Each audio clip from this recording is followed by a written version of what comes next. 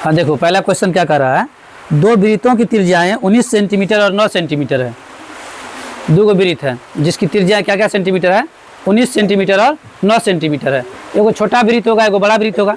त्रिज्या अगर छोटा बड़ा है तो वृत्त भी छोटा बड़ा होगा।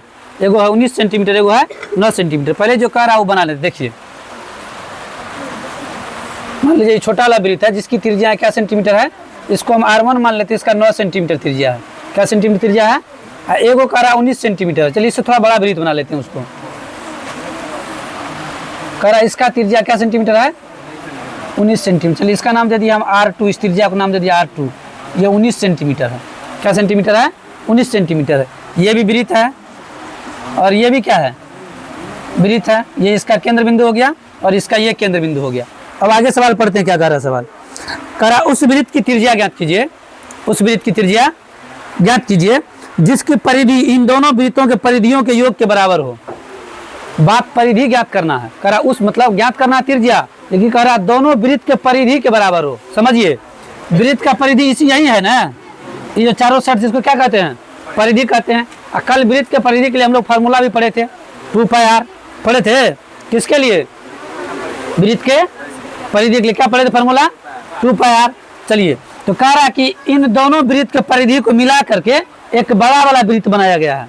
एक बड़ा वाला, कह रहा उस वृत्त की त्रिज्या ज्ञात कीजिए। उस वृत्त की, अब एक बड़ा वाला ले लेते हैं वृत्त। देखिए, कह रहा एक बड़ा वाला वृत्त बनाया गया है।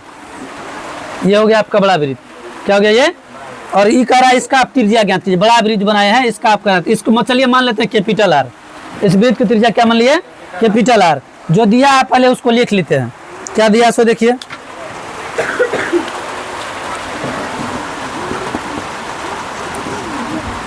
तो मार्कर में इंक खत्म हो गया।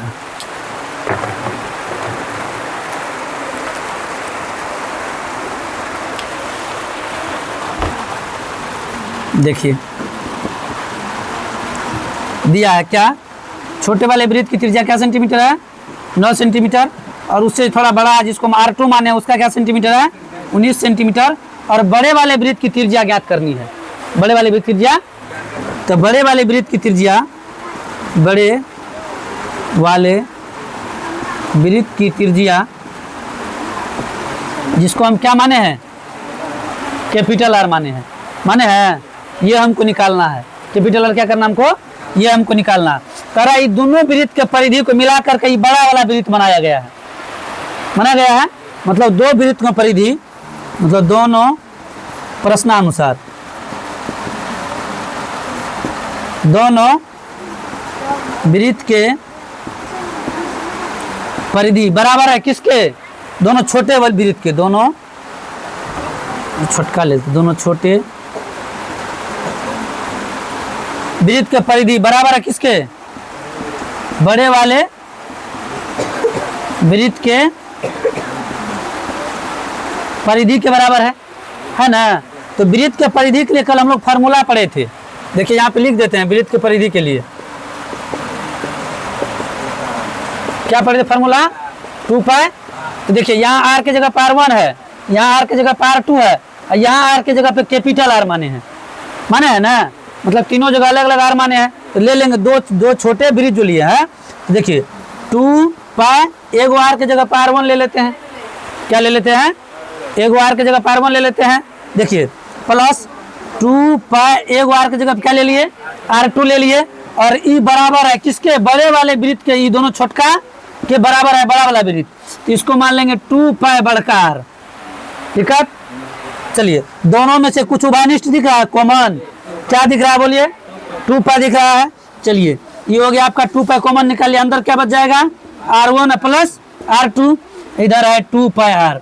2π से 2π कैंसिल, कटेगा। इधर भी 2π, इधर भी 2π कट जाएगा। बच क्या गया, इधर सिर्फ R बचा, इधर बचा R1 प्लस R2। R1 का मान बोलिए 9, इसका मान बोलिए। इधर सिर्फ क्या बचा था, 19 में 9 जोड़ देंगे तो कितना निकल जाएगा, 28 सेंटीमीटर। क्या सेंटीमीटर, तो कह रहा था बड़े वाले वृत्त की त्रिज्या ज्ञात कीजिए।